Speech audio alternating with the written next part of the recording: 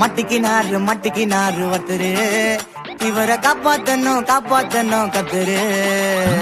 இந்த பாட்டு யாருக்கு பொருந்ததோ இல்லையோ, சின்ன வயசுல ஏகப்பட்ட பிரச்சனையோட வர யங் ஜெனரேஷனுக்கு நல்லா பொருந்தும்.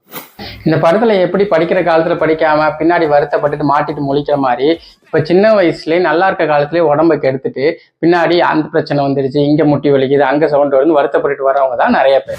இப்ப இருக்க யங் ஜெனரேஷன் ஒரு விஷயத்த மறந்துடுறாங்க. ஏன்னா 30 வயசு வரைக்கும் நமக்கு வந்து க்ரோயிங் பீரியட் இருக்கும், நல்ல மெட்டபாலிசம் இருக்கும், வளர்ச்சி பாதையில இருக்கும். அதனால நம்ம வந்து கண்ட டைம்ல சாப்பிட்றது, கண்ட நேரத்துல தூங்குறது, எவ்வளவு சோம்பேறியா இருந்தாலும் உடம்பு வந்து எந்த ரியாக்ட் பண்ணாம அப்படியே சமாளிச்சு கொண்டு வந்துடும். ஆனா 30 வயசுக்கு மேல வந்து டிக்ளைன் பீரியடா வர ஆரம்பிச்சிடும். 30 வயசுக்கு முன்னாடி யாரெல்லாம் ஹெல்த்தியா இருந்தா அவங்களுக்கு எந்த பிரச்சனையும் இல்லை.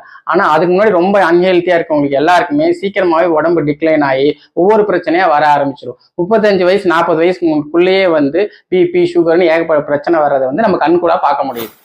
சிம்பிளா கன்க்ளூஷன் சொல்ல வர்றது ஒண்ணுதாங்க. 30 வயசுக்கு முன்னாடி நீங்க ஹெல்த்தியா ஆக்டிவா உடம்ப வச்சிருந்தீங்கன்னா இந்த உடம்புன்ற வண்டி 30 வயசுக்கு மேலேயும் ஸ்மூத்தா போயிட்டு இருக்கும். இல்லைன்னா ஒவ்வொரு ஹாஸ்பிட்டலா டாக்டரா போய் ஸ்டக் ஆகி ரிப்பேர் ஆகி நிற்கும். அப்புறம் பார்த்துக்கோங்க. இல்லைன்னா இந்த நிலைமை தான். ரொம்ப மாசு காட்டுவேன் இப்போ